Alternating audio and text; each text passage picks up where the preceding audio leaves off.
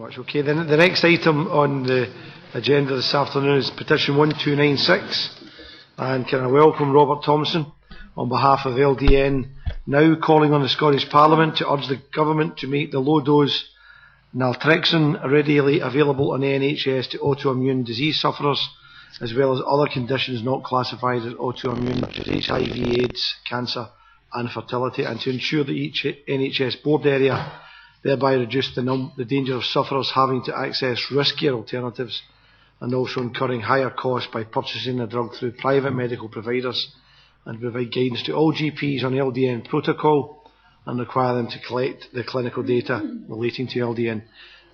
Along with Bob this afternoon, can also welcome Celia and also Margaret to this afternoon's session. Okay, can I maybe invite Bob to opening comments? Thanks for your patience. Okay. Good afternoon, ladies and gentlemen. We are not surprised if this is the first time you have heard of low-dose naltrexone.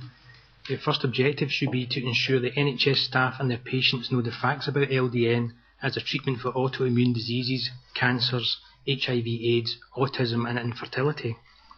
We are not here today to tell you that it is impossible for NHS patients to get LDN, because it isn't. However, the decision to prescribe is left entirely with the doctor, who is often ill-informed. To us, this is a serious failure to serve NHS patients, and dealing with this should be our second objective. At the root of both of these issues is a lack of clinical trial evidence. Naltrexone has been out of patent for 25 years. Therefore, we cannot reasonably expect private industry to do the research, as there is no profit motive for them. In our view, the Parliament and NHS in Scotland should fund or co-fund LDN trials, as they would be a sound investment for huge long-term savings. Naltrexone is a 32-year-old drug which has been licensed at more than 10 times the LDN dose for over 24 years.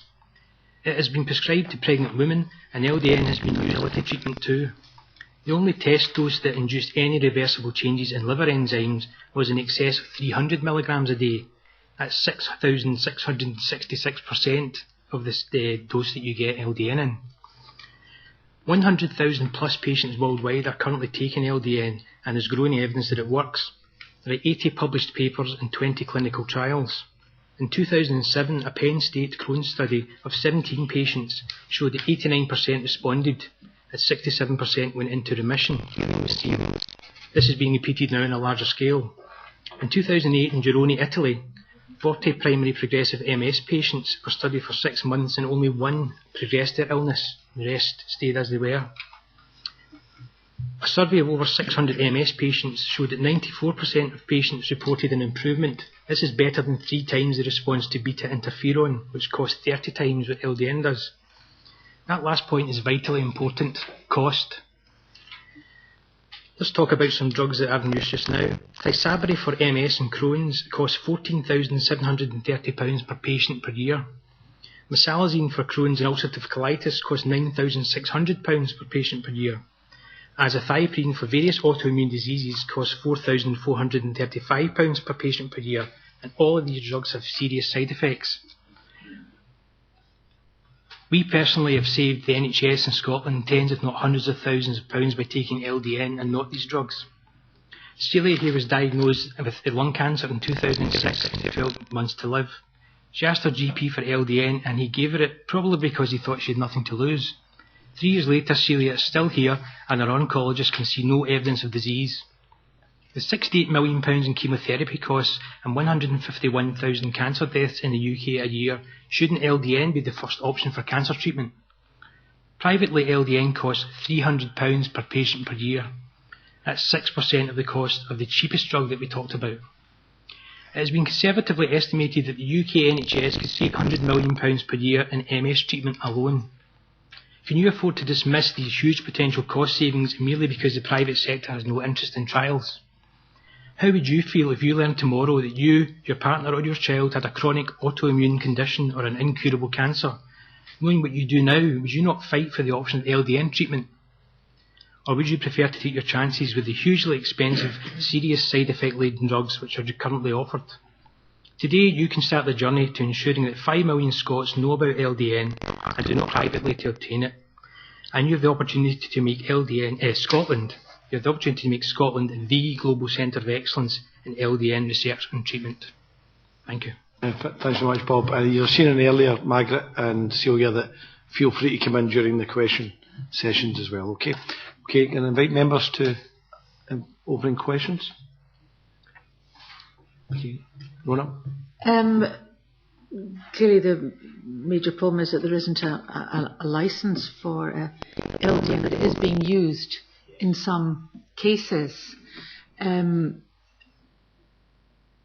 Has the government, to your knowledge, said anything in response to this in the past? I mean, it's not a drug that has been on my radar, and it's not something that I've read about in papers. Yeah, during the course of there's been a bit of a campaign of a loose affiliation of people, LDN Now.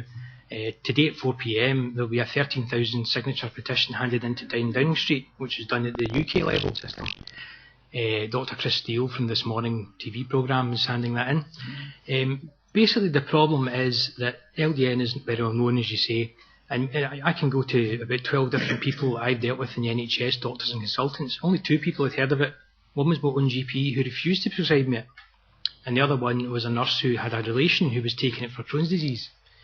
So it's a problem of perception and knowledge, yes, that is a big problem, but the basic fundamental problem we all come round to about this is there's not enough trial evidence. And the problem with that is the whole system just now is predicated on the idea that pharmaceutical companies will spend the money doing the trials.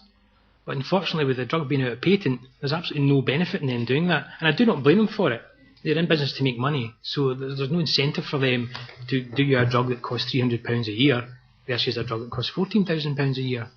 The problem is that somebody somewhere has to do these trials, and it's just not happening quick enough for patients. And patients are, like myself and Celia, effectively we're experimenting on ourselves with an unlicensed drug because we cannot get through the proper channels, and the doctors won't give you it because it's not licensed.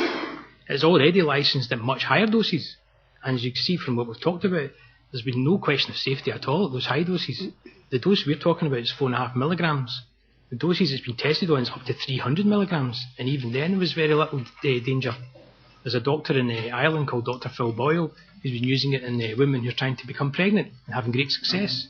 So that's another issue. There's so many applications that people tend to think it's some kind of wonder drug, and that's what it gets portrayed in the press articles. But to be honest, the answer to that is steroids are a wonder drug then, because they deal with lots of different conditions too. We just need to get the trials done and get the evidence out there. And at the moment, what's happening is that you go to a GP, as I'm sure the member will clarify, the GP can prescribe you a drug that is unlicensed, but then there becomes a liability question.